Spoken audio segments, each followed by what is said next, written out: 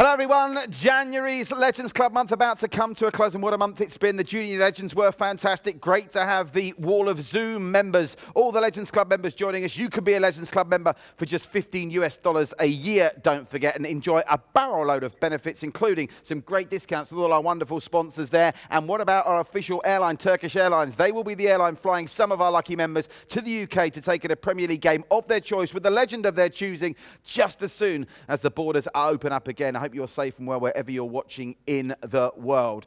Right, this is the extra time really of the Legends Club show because it's our final show of the month, so it's time to once again welcome Lee Sharp joining us live via Zoom from Spain. Lee, many thanks. You've been great value. All the kids love talking to you, the members love talking to you. In fact, it makes me sick. Everyone seems to like you.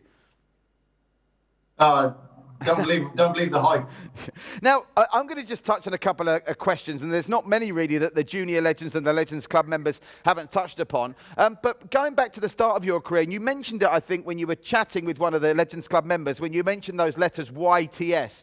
Now, football's obviously, life's changed a lot in the last 12 months, never mind the last 25 years. But going back to your early days when you started at Torquay, just give us a rundown of how your career developed, because you said you were a Villa fan, you are from Hell's Owen, you're from the Midlands. How did you end up at Torquay? And tell people that aren't familiar with it how it used to be for footballers in the olden days with the old YTS scheme, because that was the pathway to professionalism back then. Yeah, well, I was a schoolboy at I signed schoolboy forms for Birmingham City, my dad's favourite team when I was 15. They let me go at 16, so that I had the ability, but I lacked aggression to be a top flight player, so they let me go. A few of my pals went down to Torquay on trial. One of the lads' granddads knew someone at Torquay, got us a trial, played 3 games in 3 days and got offered a YTS, which a YTS, for anyone that doesn't know, was with a youth training scheme where I think the government paid some of the money to companies to employ people fresh from school. So at 16, moved to Torquay, which is 300 miles away from my mum and dad's home, got put in digs with a Scottish family, husband and wife with 2 kids. 2 lovely kids, and that was it. I think I was on about £27.50 a week, which to try and survive on was absolutely impossible. And then I sort of got myself into the first team early on. I came on as sub against Tottenham in a League Cup tie at White Hart Lane. Came on as sub in a local derby against Exeter just before Christmas, and then after Christmas played a little bit more regular. And then Manchester United spotted me, and I signed for Manchester United when I was 17. So very lucky to get the start I did at the club I did, and have the digs, and the family that I stayed with was really fortunate as well, moving away from home and having such a good family to stay with. So a little bit of a left field entry into football, but a good one.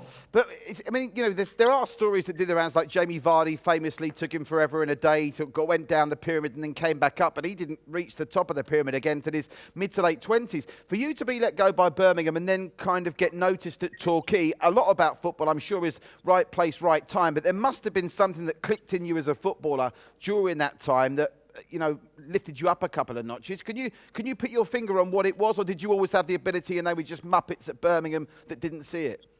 I think it was Cyril Knowles, the manager at Torquay at the time, was the guy that played for Tottenham. Nice One Cyril was the song they used to sing about him at Tottenham. Unbelievable player, left back, the sweetest left foot I've ever seen. He was aggressive, he was big, he was strong.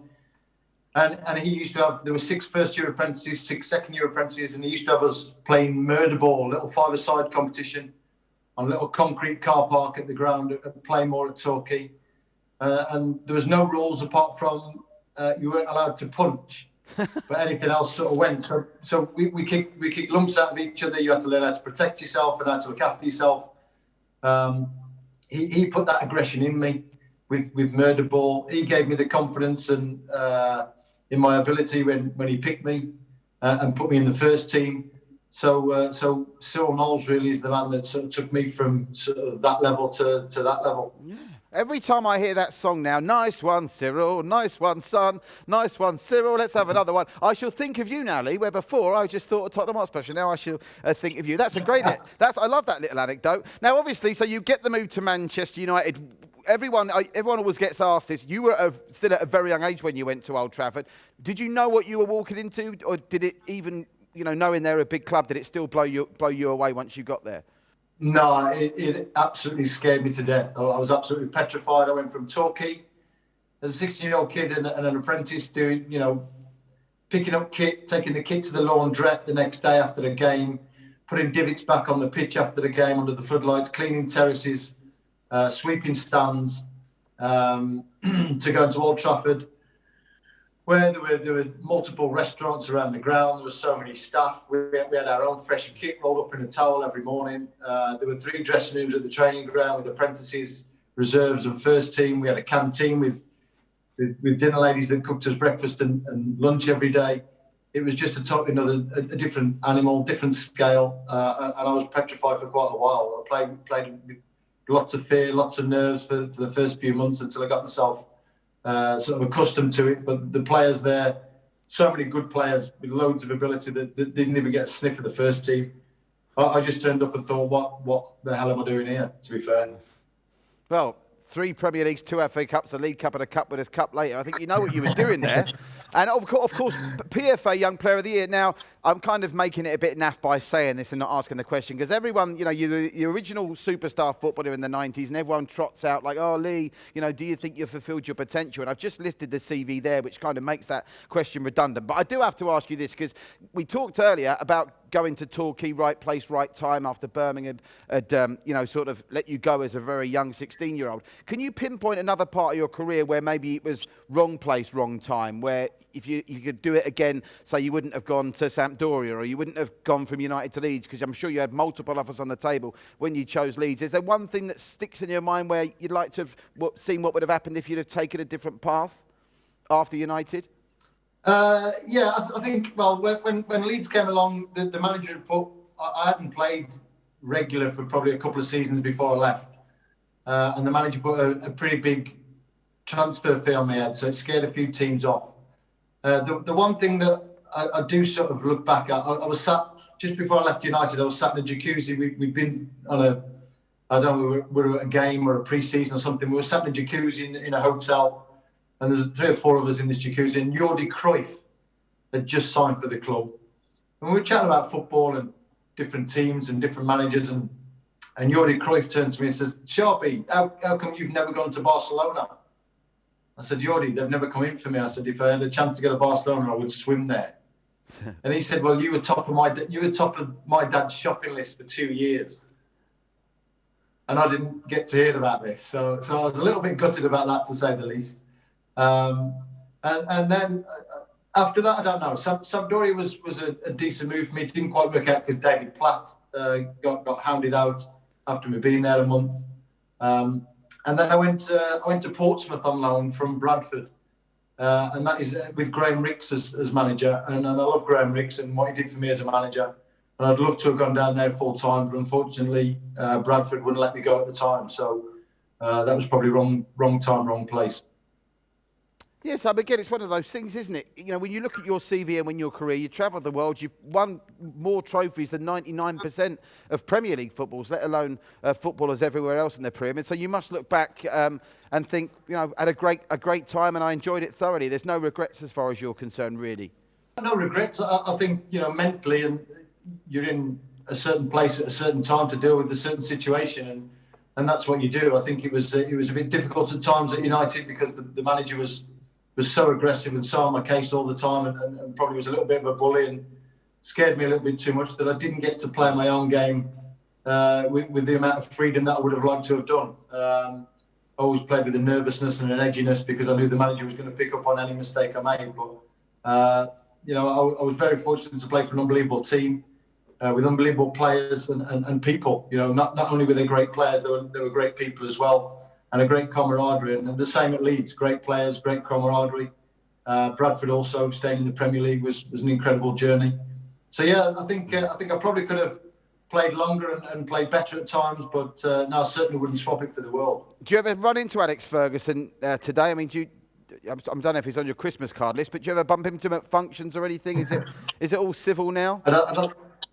I don't think he's on any list of mine. I don't think I'm on any list of his. Now, one of the last times I saw him, he totally ignored me. He gave me the silent treatment, walked straight past me. He said hello to one of the other old players and didn't even say hello to me or shake my hand. So I don't think he's my friend at the moment. Okay, time heals all wounds. If he can talk to Beckham, he can talk to you, surely.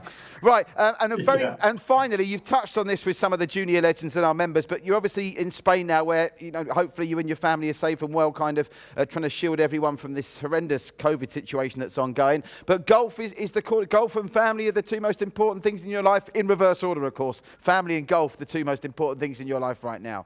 Well, while I'm sat here without the family, the golf's the most important. When I go back in that room with the kids, this is they're obviously more important. We've come over to Spain. We came over for a few months to see if we liked it. We absolutely love it, love the climate, the people, the way of life. So we're going to try and work out a way to stay here permanently. Like I said, I've turned pro at golf, trying to get on the seniors. So I'm 49 now, so the seniors starts for me anytime now from 50 onwards. So try to improve the game and get competitive at that. And then the kids are in school over here. They love it. Happy kids, happy wife, happy life. What more can I say? Well, Lee, it's been an absolute pleasure. Thank you so much for your time, because as I said on one of the earlier shows, I know we dragged you off the driving range. So thanks for your time. Stay safe. Love and best wishes to all your family for the rest of 2021. Thanks, Lee. See you soon. Thanks so much. Take care. Thank you. Lovely. Wonderful to hear from Lee Sharp on January's Legends Club. Keep checking back. We can't confirm whose February legend is yet, but we'll let you know via the One Play Sports and the Legends Club Facebook page just as soon as we can. In the meantime, the biggest thanks in the world to Lee Sharp, and of course thanks as well to all our sponsors, the official airline at Turkish Airlines. Got to thank our friends at Aladdin as well. The Exchange Bar, Heroes, The Noir, Muddy Murphy, Smith, Sahara, Akin, Pickerton, Trouble Brewing, Expat Living, Star Balm, Nestia, and of course not forgetting our African friends at the agency Resolve. That just about does it for January's Legends Club. What a great way to start the new year. And don't forget to keep checking back to find out who our February legend will be. But for now, stay safe, stay well, and we'll see you next time on One Play Sports and the Legends Club.